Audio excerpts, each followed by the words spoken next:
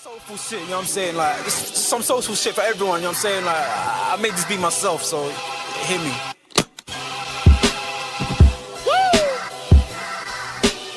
I mean, like, we can put all that clown shit away. This some real shit for you. I'm spazzing right now, so listen, let's go. Yeah, it's in their bones, the thoughts in harmony for the love of the money. Then fall victim for the cookie, then turn pussy, it's lonely. You said you hold it down when life get rough, we're here now, so show me. We move them losses to them wins. Heavy pounds, we make it ends meet. Converse of only few who make me feel like I be 10 feet. Feel like I be 10 feet, guys. Big up to your damn selves. Make sure you guys are smashing the like button. You're making sure you're smashing the share button. And make sure you subscribe to the channel. Deadline day is over and out. Premier League clubs now are finished with their deals. I think there are a few teams, or a few countries, should I say, in which the deadline is actually still open. I can't remember which ones, but I'm sure it's just for the Premier League in regards to incomings. I believe you can still do outgoings in a couple of places, potentially even the ENDZ. That might have obviously have closed by the time that this video gets posted out. I'm not 100% sure, but I do believe that there are still some that are, of course, open. I think Saudi is obviously, you know, they're usually a bit after us over here in the Premier League and in Europe. So yeah, there might be a few, but in terms of the Premier Leagues and in terms of the incomings, we are done and dusted. So let's start off with Matisse Tel. Matisse Tel.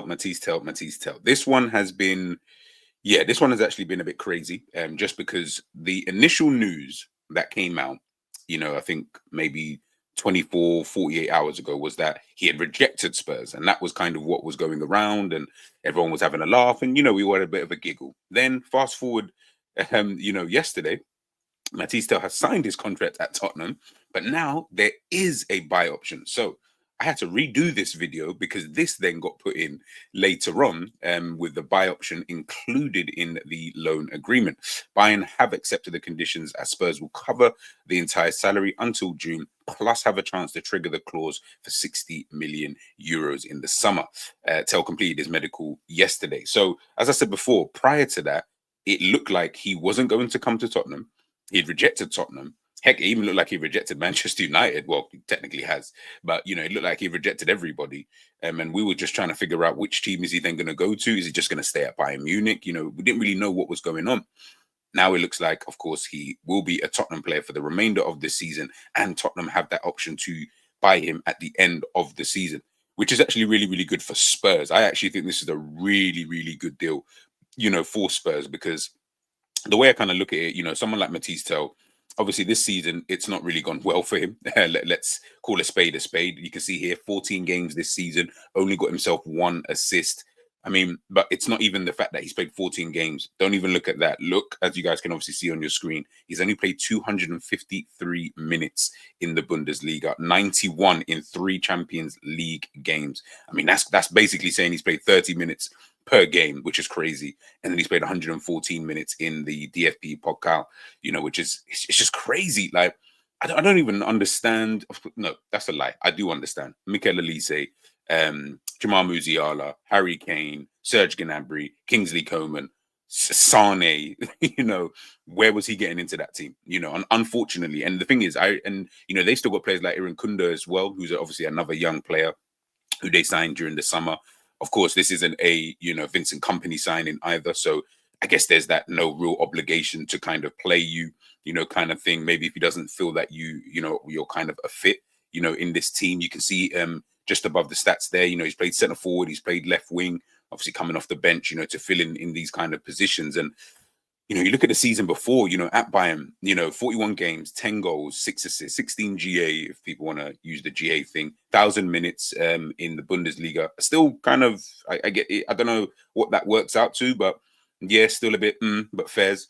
139 in the Champions League, 180. And you can see 180 in DFB Pokal means he's played full games in those. And then, of course, he's played the majority in the Super Cup of last season. But obviously last season, you know, being at Bayern and stuff like that, I think, you know, from what we kind of, would I say, somewhat knew of someone, you know, like Mathys Tel was that this is the player obviously signed from France. He's still young. I mean, he's only 19 now, you know, so they signed him really, really young. One of those prospects. I think quite a few clubs in and around Europe, I think even PSG at the time wanted to sign him. He's a really, really good player. He's quite a well-rounded individual, someone who I always look at him and think to myself, from what I've seen of him, you know, in France more so, and then the little bits I've seen from him, you know, for Bayern Munich, and he has kind of developed in that kind of sense, more so in his strength anyway. But when you look at someone like him, when he gets into that, you know, attacking third, his IQ is actually really, really good. He's a real. I always call it this, but he's not. He's not similar in terms of the profile of player. You know, like someone like Thomas Muller, who's a real good space invader. I feel like Mathys Tel is someone like that as well. Obviously, just more from the wing, more than anything. Whereas Muller was someone, you know, who operated, you know, in the middle of the park and can obviously drift wide. But Mathys Tel is someone I feel when I look at, I'm like, yeah, real good space invader. He can get in behind. I don't, you know, I feel like he doesn't mind ball into feet as well. Obviously, if he needs to, you know, pop it off, he's not the strongest or anything like that. Quite a well-rounded individual, you know, versatile, as I said before, can play left, can play up front, can play on the right, you know, as well, and play in that number 10 position if kind of needed to. But again, that I wouldn't call that his strong suit, you know, so to speak. Can shoot with either foot, left foot or right foot. He's got quite a clean strike as well.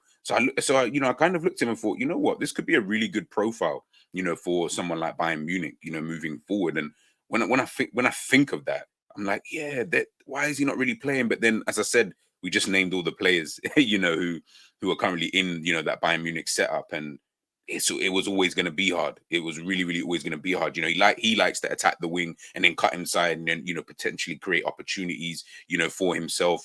As I said before, being such a clean finisher, you know, good stamina, you know, natural kind of fitness, good goal scoring ability and stuff like that. As I said, if you get him into those attacking third positions, he does come alive and he is quite dangerous. So yeah, you know, it's unfortunate, you know, but listen, football is football at the end of the day. He was a young player coming, you know, from France. Doesn't always work out. We've seen with Ryan Gravenberch, you know, prime example, you know, another kind of young star, you know, built up for all of these things, didn't really work out at Bayern Munich, didn't really work out at the beginning at Liverpool. Now you look at him, people are calling him the best, you know, midfielder, or one of the best midfielders in the world. So we know things can change just like that in football.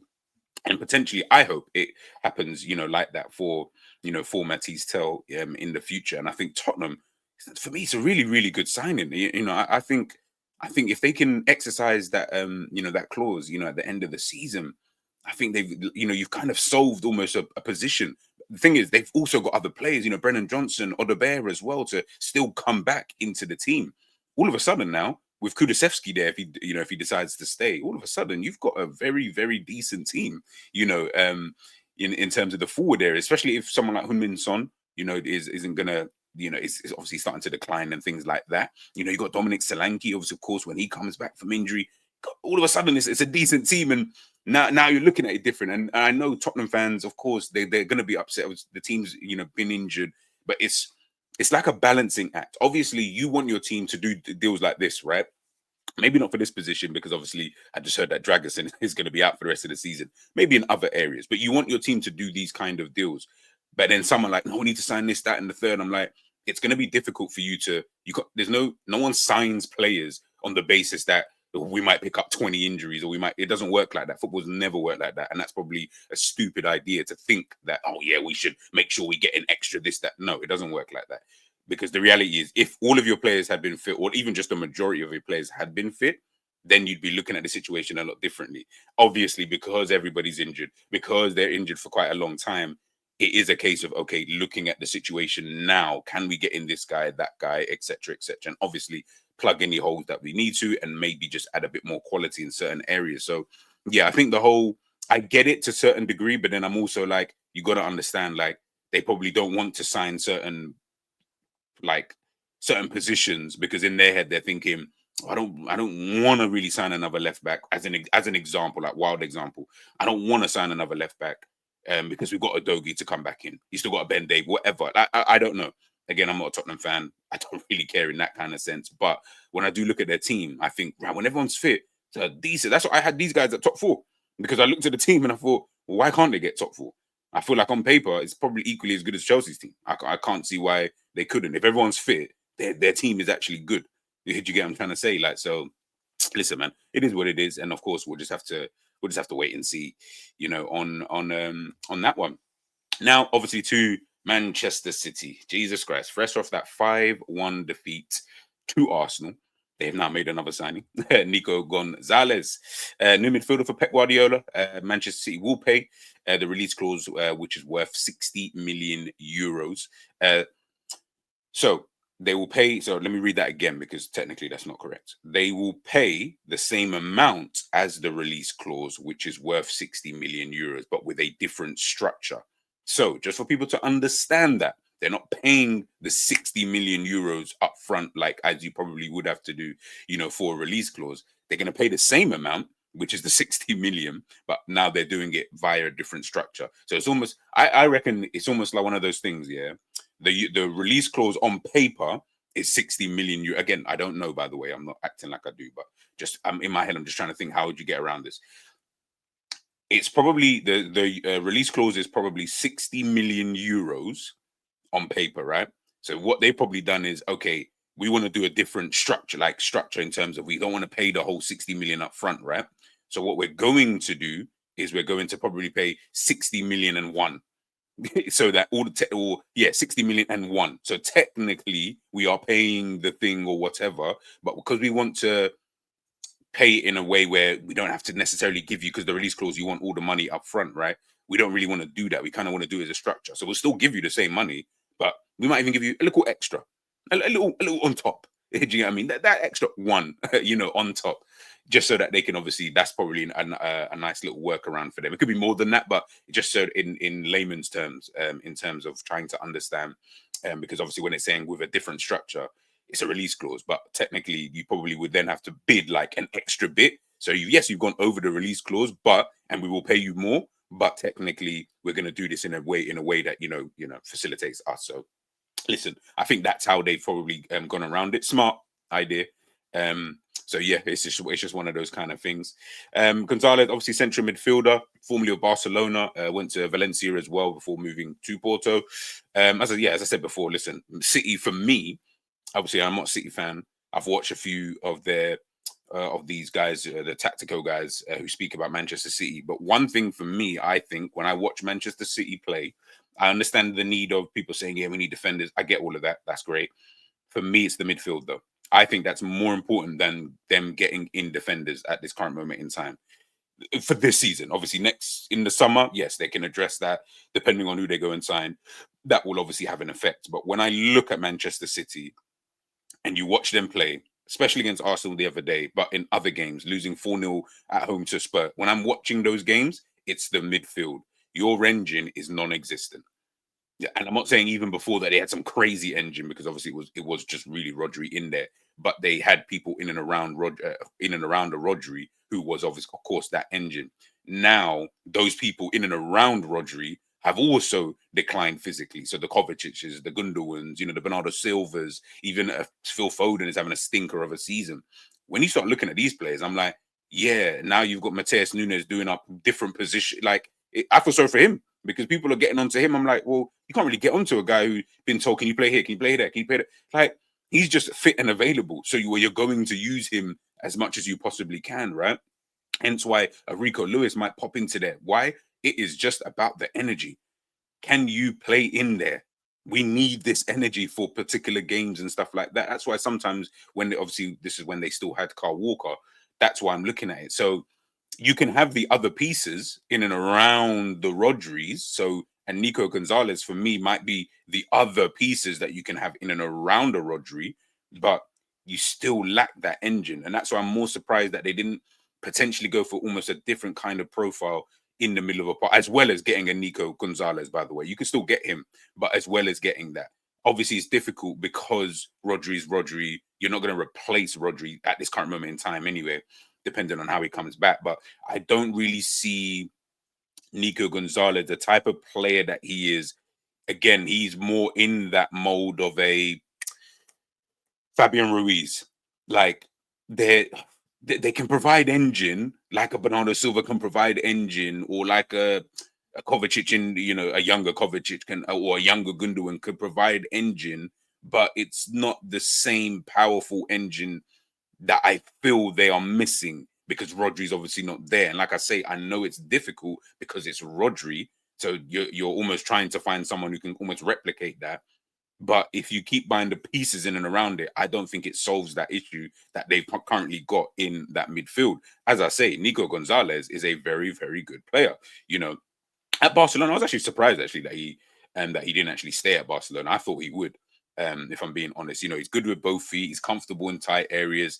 He is someone who does seem like he's kind of a bit difficult, you know, to knock off, you know, knock off the ball when he is running with it. As I mentioned before, being good in those kind of tight areas. Obviously, good with ball to feet. He seems a very, very press resistant. That's one thing I'll definitely say, which is obviously going to help in the Pep Guardiola team because these days it seems like as soon as a team ups intensity and starts pressing you guys, it just becomes problematic. He's got good decision making as well. He does like to dictate tempo a little bit in the middle of the park. Again, he can move, as you guys can kind of see with his heat map. He can play a little bit in those wider areas, so like a left midfield-ish, if in terms of just position. You can see he can operate in those kind of areas, and then of course be moving infield, whether it's into that attacking midfield, whether it's in central midfield. Also played in DM as well a couple of times. So yeah, I think he's a good signing for Manchester City.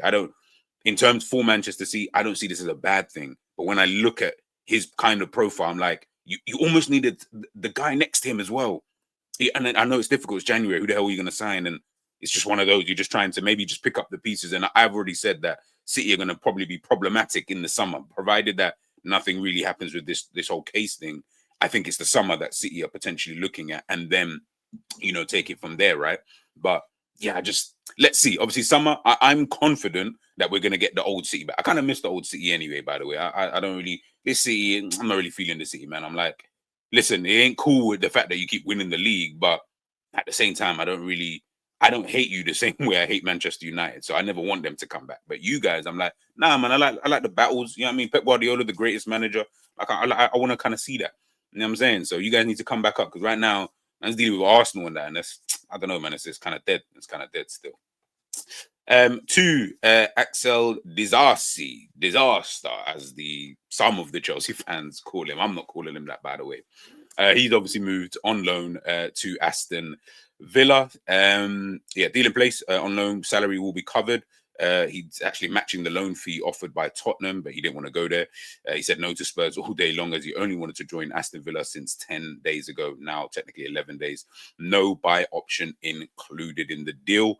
Villa doing quite a lot. Obviously, you saw my video. We spoke about Marcus Rashford in that video.